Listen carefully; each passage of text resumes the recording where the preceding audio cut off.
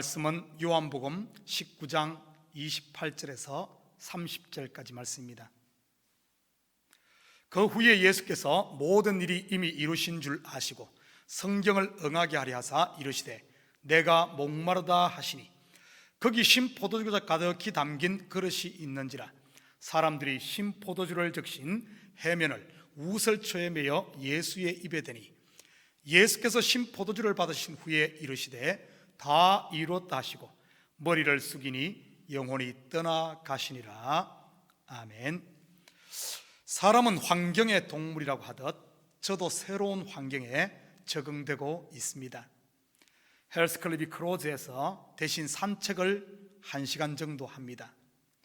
처음에는 근처 운동장, 그 뒤에는 동네 골목길, 3일 전부터는 멀리 클리어뷰 골프장까지 걷습니다. 어제는 무심코 걷다가 바람소리에 깜짝 놀랐습니다. 아름들이 전나무가 강풍에 날리며 내는 소리였죠. 어제 아침에 바람 많이 불었잖아요. 저는 그 나무를 유심히 쳐다보았습니다. 옆 나무들은 가지만 조금 흔들리는데 유난히 그 전나무만 부러지듯 흔들렸거든요. 침엽수 보다 보니 이 무성한 잎을 겨우내 가지고 있었기 때문이죠. 그때 제 머리를 섬광처럼 스치는 생각이 있었습니다. 인생의 강풍 곧 환란을 이기는 비결은 잎사귀가 없으면 된다는 것을. 교만의 잎사귀, 허영의 잎사귀, 자기 자랑의 잎사귀, 탐욕의 잎사귀. 우리는 이 한 주간 환란을 이기는 믿음이란 주제로 고난주간 특별 새벽기도회를 하고 있습니다. 오늘은 마지막 날이라 복습 간단하게 하고 오늘 읽은 본문을 통해 결론을 맺겠습니다. 첫째 날 설교가 뭐였죠? 다윗이 겪은 광야의 환란이었죠. 그 광야는 말씀이 들리고 신음하는 백성들의 부르짖음이 들리고 이스라엘 왕의 역할, 사명의 눈이 열린 축복의 장소였습니다. 그리고 없는 자가 없는 자를 돕는 하나님 나라의 원리를 배우는 배움터였죠. 이 하나님 나라의 원리는 엘리야를 공개한 사르밧 과부도 경험합니다. 가루 한 움큼, 기름 몇 방울, 떡 한 조각 구워 자식과 함께 먹고 죽기 위해 나무가지 주우러 온 여인. 그 여인에게 마지막 떡을 요구하는 엘리야. 이게 말이 됩니까? 그럼에도 순종한 사르밧 과부, 3년 반 동안의 기근 가운데서도 병의 기름과 통의 가루가 마르지 않았죠.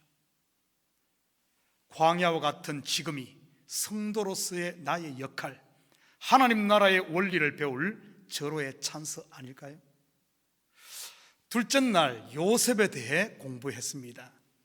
귀공자에서 종으로, 종에서 죄수로, 다운. 요셉의 환난 극복 비결이 뭐였죠? 여호와께서 요셉과 함께 계시니, 그리고 은혜를 입어. 귀공자로서 업 하며 살 때는 하나님이 안 보였죠. 언제나 하나님께서 동행했음에도요. 다운 인생을 통해 하나님의 임재, 동행, 은혜의 눈을 뜨게 됩니다. 그때부터 담이 무너지고 창살이 열려 형통의 복을 받습니다. 요셉은 형들과의 묵은 담을 허무는 그리스도의 예표적 인물이죠. 예수님께서 하나님과 우리 사이에 오랜 담을 허물지 않았습니까? 말씀이 들립니까? 입술에 감사와 찬양이 나옵니까? 하나님 앞에 기도하고 싶습니까? 그렇다면 여러분은 형통한 사람임에 틀림없습니다. 돈이 있든 없든, 건강하든 아프든, 자식이 공부를 잘하든 못하든, 직장에서 잘렸든 붙어있든 no matter what. 셋째 날 롯에 대해 우리 공부했습니다. 큰 것 좋아하던 롯, 큰 성 소돔성이 불탈 때 작은 소알로 피해 생명을 보존하죠. 잘 나갈 때는 안중에도 없던 소알의 말이죠. 소알은 작은 자로 오신 예수 그리스도를 상징합니다. 그런데 롯의 구원은 무엇으로 기인하죠? 눈 씻고 성경을 봐도 그에게서 의를 찾아볼 수 없는데요. 의인 50명, 45명, 40명, 30명, 20명, 10명, 아브라함의 단판 때문입니다. 창세기 19장 29절에 보면 하나님이 아브라함을 기억하사 생각하사 롯을 그 엎으시는 중에서 내보내셨더라. 내가 어떻게 구원을 얻을까 걱정되십니까? 아무리 생각해도 나에게는 의가 없는데, 맞습니다. 여러분에게는 의가 없습니다. 그럼에도 불구하고 여러분은 구원받은 성도입니다. 어떻게 된 거죠? 롯을 기억하십시오. 나의 의는 그리스도로부터 전가된 의라는 사실을, 그래서 은혜이지요. 이 의만이 구원의 근거가 됩니다. 사도행전 4장 12절 같이 보겠습니다. 다른 이로서는 구원을 받을 수 없나니 천하 사람 중에 구원을 받을 만한 다른 이름을 우리에게 주신 일이 없음이라 하였더라. 지은 죄가 많아서 지옥 가는 게 아닙니다. 우리는 태어날 때부터 지옥 아랫목 독차지할 정도로 죄 덩어리입니다. 스스로 너무 의로워서 지옥 가는 것이지요. 롯의 아내는 뒤를 돌아보다가 소금 기둥이 되었죠. 무슨 뜻이라고 했습니까? 은혜로 시작했다가 율법으로 돌아갔다는 의미라고 했습니다. 신약에 보면 소금 기둥이 된 사람들 참 많이 나옵니다. 화 있을 진저 바리새인들이여, 화 있을 진저 서기관들이여. 우리 가운데, 아니 내 안에 소금 기둥이 된 부분은 없을까요? 덩그렇게 모양은 있는데 맛을 내지 못하는 소금 기둥. 소금은 녹아 없어져야 맛을 내는데 폼 잡고 안장차고 어깨에 힘주고 있는 소금 기둥. 넷째 날은 빈 그물을 내렸던 왼편의 인생 베드로에 대해 살펴보았습니다. 실패자, 나고자, 스승을 판 배신자의 꼬리표가 붙은 베드로. 하늘이 무너지고 땅이 꺼진 뒤에야 스승의 소리가 들리죠.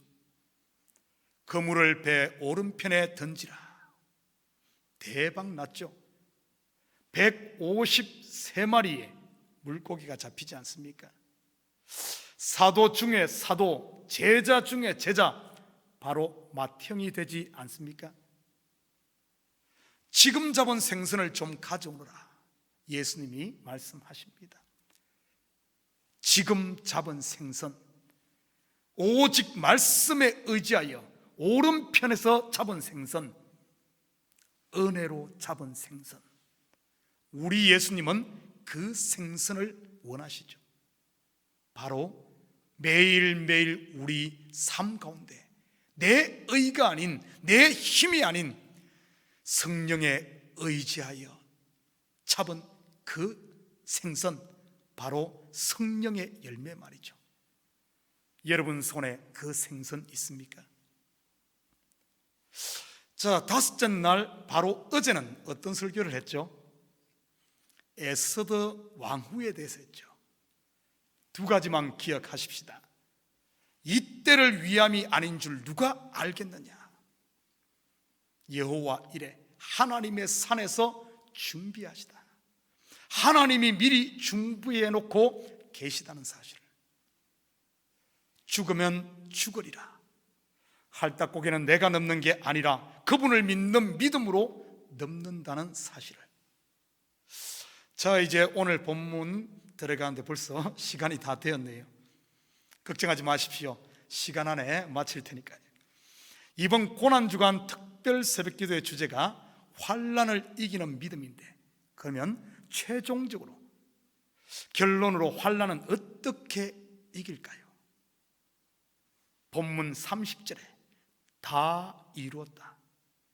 환난은 내가 이길 수 있는 게 아닙니다. 내가 이길 수 있다면 그것은 환난이 아니죠. 그분만이 환난을 이기시고 벌써 이기셨습니다. 이사야 53장 4절에서 5절 같이 봅니다. 그는 실로 우리의 질고를 지고 우리의 슬픔을 당하였거늘 우리는 생각하기를 그는 징벌을 받아 하나님께 맞으며 고난을 당한다 하였노라. 그가 찔림은 우리의 허물 때문이요 그가 상함은 우리의 죄악 때문이라. 그가 징계를 받음으로 우리가 평화를 누리고 그가 채찍에 맞음으로 우리가 나음을 받았도다. 목사님, 그런데 우리에게 있는 지금의 환난은 무엇입니까? 이런 질문을 하실 수 있죠. 예수님이 우리의 질고를 지고 슬픔을 당했다는데 왜 또 내게는 슬픔이 충만합니까? 예수님이 고난을 가져갔다는데 내 삶에는 왜 고난이 넘칩니까? 예수님이 낫게 했다는데 왜 나는 여전히 아픕니까? 마태복음 23장 37절에서 39절 같이 볼까요? 예루살렘아 예루살렘아 선지자들을 죽이고 내게 파송된 자들을 돌로 치는 자여, 암탉이 그 새끼를 날개 아래 모음같이 내가 내 자녀를 모리한 일이 몇 번이더냐. 그러나 너희가 원하지 아니하였도다.